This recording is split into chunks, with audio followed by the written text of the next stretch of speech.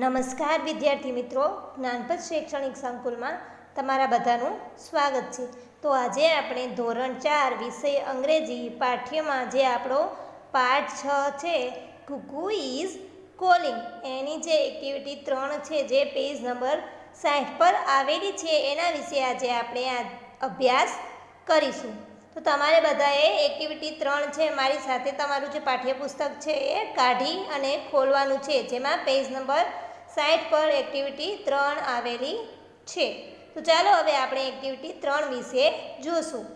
આ ગીત શિક્ષકની મદદથી અભિનય સાથે ગાઓ. તો આ જ સરસ મજાનું જે કાવ્ય આપેલું છે, જે પોએમ આપેલી છે એને આપણે ગાશું અને ત્યારબાદ છે આપણે એના વિશે ડિટેલમાં જોશું. Singing is not hard at all, whether you are big or small. Singing is not hard at all, come and sing with me. Reading is not hard at all, whether you are big or small. Reading is not hard at all, whether you are big or small. Reading is not hard at all, come and read with me. Running is not hard at all, whether you are big or small. Running is not hard at all, come and run with me. English is not hard at all, whether you are big or small. English is not hard at all, come and learn with me.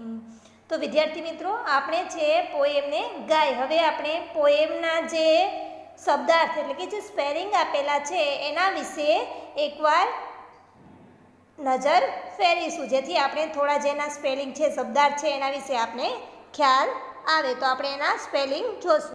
તો આપણે એના શબ્દાર્થ વિશે જોશું. NOTHARD, not hard એટલે શું થાય? અઘરું નથી.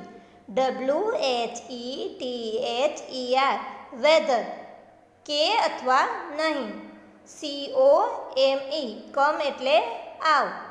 OR એટલે અથવા. LEARN, લર્ન એટલે શીખવું. WITHME, વિથ મી એટલે કે મારી પાસે. તો આપણે જે પોએમ એક્ટિવિટી 3માં જે પોએમ છે, ગીત આપેલું છે, એના આપણે શબ્દાર્થ એટલે કે સ્પેલિંગ જોયા. હવે આપણે ડિટેલમાં જે પોએમ છે એને સમજીશું. એક્ટિવિટી 3, આપણે છે આ ગીતને અભિનય સાથે અથવા તો ગીત છે આપણે અત્યારે ગાયું. આ ગીત શિક્ષકની મદદથી અભિનય સાથે ગાઓ.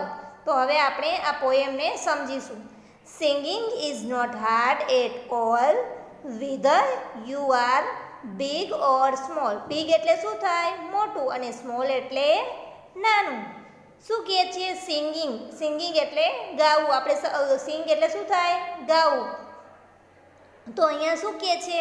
અને તમને પિક્ચરમાં પણ દેખાય છે કે સરસ મજાનો એક છોકરો અહીં તમને સૌને દેખાય છે. એ શું કરી રહ્યું છે? તો એના હાથમાં માઇક છે અને એ ગાઈ રહ્યો છે, એટલે કે સિંગિંગ છે એ કરી રહ્યો છે. તો અહીં એવું કહે છે કે singing is not hard. Hard એટલે શું થાય? અઘરું. નોટ હાર્ડ એટલે અઘરું નથી. શું કહે છે? કે ગાવું જરાય અઘરું નથી. Whether you are big or small, તમે મોટા હોય કે નાના હોય પણ ગાવું છે એ જરાય અઘરું નથી. તો આપણે ક્યારેક એવું થતું હોય છે કે આ વસ્તુ છે એ મારાથી નહીં થાય. તો એવું આપણે સમજવાનું નથી. આપણે છે એ કોઈ વસ્તુ છે તો એના માટે પ્રયત્ન કરવાનો છે.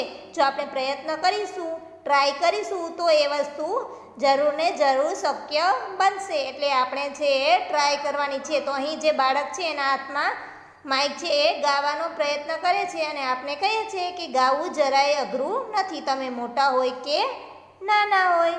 ત્યાર પછી singing is not hard at all, come and sing with me. શું કહે છે કે ગાવું જરાય અઘરું નથી. કમ એટલે આવો, એન્ડ સિંગ વિથ મી. શું કહે છે કે આવો અને મારી સાથે ગાઓ. શું કહે છે કે ગાવું છે જરાય પણ અઘરું નથી. તો તમે શું કરો કે મારી સાથે આવો અને આપણે સાથે છે ગીત છે ગાશું. એવું છે અહીં આપણે કહે છે કે ગાવું જરાય અઘરું નથી, આવો અને મારી સાથે ગાઓ. હવે અહીં સરસ મજાનું ચિત્ર છે. તેમાં તમને દેખાય છે કે એક સરસ મજાની છોકરી છે જે બુક એટલે કે પુસ્તક લઈને વાંચી રહી છે. તો વાંચવાને શું કહેવાય અંગ્રેજીમાં? શું કહેવાય? રીડિંગ. એટલે રીડ એટલે શું થાય? તો વાંચવું છે થાય છે. Reading is not hard at all whether you are big or small. શું કહે છે કે વાંચવું છે જરાય અઘરું નથી. તમે મોટા હોય કે નાના હોય, વાંચવું જરાય અઘરું નથી. Reading is not hard at all, come and read with me. શું કહે છે કે વાંચવું છે જરાય અઘરું નથી. કમ એટલે કે આવો અને રીડ વિથ મી એટલે કે મારી સાથે વાંચો. વાંચવું છે જરાય અઘરું નથી, આવો અને મારી સાથે વાંચો. ત્યાર પછી ત્રીજા ચિત્રમાં જોવો જોઈએ શું કરે છે. એક છોકરો છે જે શું કરી રહ્યો છે? દોડી રહ્યો છે. તો દોડવાને આપણે અંગ્રેજીમાં શું કહેશું? દોડવાને આપણે અંગ્રેજીમાં રનિંગ છે. રન એટલે શું થાય? દોડવું. તો અહીં છે આપણે રનિંગ એટલે શું થાય? દોડી રહ્યો છે. Running is not hard at all whether you are big or small. શું કહે છે જોવો જોઈએ કે દોડવું છે જરાય અઘરું નથી. whether you are big or small. તમે નાના હોય અથવા તો મોટા હોય, દોડવું એ જરાય અઘરું નથી. Running is not hard at all, come and run with me. શું કહે છે કે દોડવું જરાય અઘરું નથી. કમ આવો અને મારી સાથે દોડો. ત્યારબાદ જો એક સરસ મજાની છોકરી છે જે શું કરી રહી છે? રીડ કરી રહી છે. અને શું વાંચી રહી છે? તો અંગ્રેજીની એની પાસે બુક અથવા પુસ્તક છે. English is not hard at all whether you are big or small. શું કહે છે કે અંગ્રેજી ભાષા છે, અંગ્રેજી એ જરાય અઘરું નથી. તમે મોટા હોય કે નાના હોય, પણ અંગ્રેજી એ જરાય અઘરું નથી. English is not hard at all, come and learn with me. શું કહે છે કે અંગ્રેજી એ જરાય અઘરું નથી, આવો અને મારી સાથે લર્ન એટલે શું થાય? શીખવું. આવો અને મારી સાથે શીખો. જો આપણે એવું થતું હોય છે કોઈ બી ભાષા હોય અંગ્રેજી, ગુજરાતી કે મને આવડશે નહીં. જો આપણે એવું વિચારીને બેસીએ કે મને એ વસ્તુ છે અથવા કોઈ કામ છે એ આવડશે નહીં, તો એ ક્યારે પણ આપણે ટ્રાય ન કરીએ તો ક્યારે આપણાથી શક્ય બને નહીં. એટલે આપણે કોઈ બી કામ હોય કે કોઈ બી વસ્તુ શીખતા હોય તો એના માટે છે આપણે પ્રયત્ન કરવાના છે. જો આપણે એકવાર ન આવડે તો આપણે બીજી વાર, ત્રીજી વાર એમ પ્રયત્ન કરીશું તો કોઈ પણ કામ હશે કે કોઈ પણ વસ્તુ હશે એ આપણે સરળતાથી આવડી જશે. એના માટે આપણે પ્રયત્ન કરવો જરૂરી છે. એ આ વસ્તુ છે આપણે આ ગીતમાં શીખ્યા કે કોઈ વસ્તુ છે અશક્ય કે અઘરી હોતી નથી. ત્યારબાદ પેજ નંબર 61 ઉપર એક્ટિવિટી 4 આવેલી છે, એના વિશે આપણે જોશું. કુકુ અને તેના દોસ્તો માટે ચિત્રના આધારે નીચેના પ્રશ્નોના યોગ્ય વિકલ્પ પસંદ કરો. પ્રશ્ન તમારા વર્ગ શિક્ષક વાંચી સંભળાવશે. જો તમારે પેજ નંબર 61 આપેલા છે એ જેમાં એક્ટિવિટી 4માં તમને આ જે અહીં ટેબલ આપેલું છે, બોક્સ આપેલું છે એવું તમારી બુકમાં પણ તમને દેખાતું હશે. તો અહીં જે નીચે પ્રશ્ન છે એ આપણે સમજશું અને ત્યારબાદ એનો જવાબ છે એ બીજા બે બાજુમાં જે નાના નાના ખાના આપેલા છે એમાંથી આપણે જવાબ શોધી અને એમાં છે એ પૂરતા જવાનું છે. તો હવે આપણે પ્રશ્ન પહેલો છે જોશું. પહેલો છે ઇઝ ધ ગોટ રનિંગ. શું કહે છે કે ગોટ એટલે બકરી. બકરી છે દોડી રહી છે. તો આપણે જોયું હતું એક્ટિવિટી આપણે જોઈ હતી આગળની એક્ટિવિટી 1, તો આપણે એમાં જોયું હતું કે કોણ દોડી રહ્યું હતું. ચલો વિચારો જોઈને કોણ દોડી રહ્યું હતું. તો રોકી રેબિટ હતો, એટલે કે રોકી સસલું હતું, એ દોડી રહ્યો છે. બરાબર. એક્ટિવિટી 1માં ગોટ છે, દોડતી નથી. તો આપણે જ્યાં બોક્સ આપેલું છે, નો લખેલું છે, યસ અને નો, એટલે કે હા અથવા નામાં જવાબ આપવાનો છે. તો અહીં નો છે, એના બોક્સમાં આપણે આવી રીતે અહીં ચોરસ બોક્સ છે બનાવવાનું છે નોની અંદર, એટલે જવાબ શું આવશે? નો. બરાબર. હા અથવા નામાં જવાબ દેવાનો છે. ત્યાર પછી બીજું join. What is the name of the dog? શું કહે છે કે કૂતરાનું નામ શું હતું? હવે આપણે છે એ એક્ટિવિટી 1માં જોયું કે એક કૂતરો હતો જેનું નામ શું હતું? જે ટીવી નિહાળી રહ્યો હતો એનું નામ શું હતું? તો એનું નામ હતું ડીમ્પુ. શું નામ હતું? તો આપણે બીજામાં આન્સર શું લખીશું? જવાબમાં આપણે શું લખીશું? ડીમ્પુ છે લખીશું, કેમ કે ડીમ્પુ છે કૂતરાનું નામ હતું. તો આપણે આવી રીતે સરસ મજાનું બોક્સ જે ડીમ્પુ લખેલું છે તેના ઉપર ચોરસ બોક્સ બનાવીશું. ત્યાર પછી ત્રીજું જોઈન. Is Dimpu watching TV? શું કહે છે કે ડીમ્પુ જે ડોગ હતો એ ટીવી જોઈ રહ્યો છે? તો આપણે જોયું હતું કે ડીમ્પુ ડોગ છે એક મૂવી જોઈ રહ્યો છે. તો આપણે જવાબમાં શું લખીશું? યસ કે નો, હા કે ના જવાબ લખવાનો છે.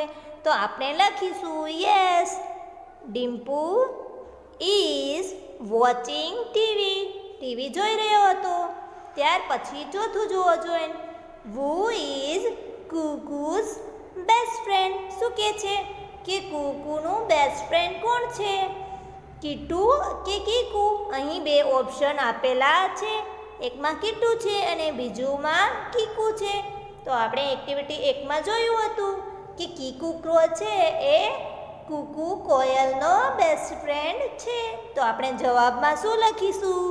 કીકુ લખેલું છે એના ઉપર સરસ મજાનું આપણે છે ચોરસ બનાવીશું. હવે આપણે 5મો ક્વેશ્ચન જોશું. Is Kittu reading A book? શું કહે છે કે કિટ્ટુ છે એ બુક વાંચી રહી છે? એ જ આપણે જોવાનું છે. તો આપણે જવાબમાં શું લખીશું? યસ ઓર નો? કિટ્ટુ છે એ બુક વાંચી રહી છે, હા કે ના? હવે આપણે જોયું હતું કે કિટ્ટુ છે એ શું કરી રહી છે? તો કિટ્ટુ છે એ બિઝી હતી બુક લખવામાં, વાંચવામાં નહીં. તો અહીં એવું પૂછેલું છે આપણે 5મા ક્વેશ્ચનમાં કે કુકુ છે એ બુક વાંચી રહી છે? તો આપણે જવાબમાં શું લખીશું? નો જ્યાં લખેલું છે એના ઉપર આપણે સરસ મજાનું ચોરસ છે બનાવીશું. તો હવે આપણે એક્ટિવિટી જે 4 છે એ જોઈ.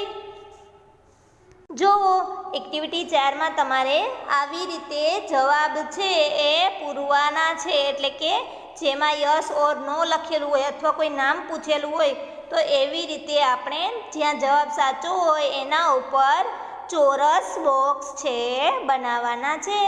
તો વિદ્યાર્થી મિત્રો, આજે આપણે આપણી જે પાઠ્ય છે એમાં એક્ટિવિટી 3 અને એક્ટિવિટી 4 વિશે અભ્યાસ કર્યો.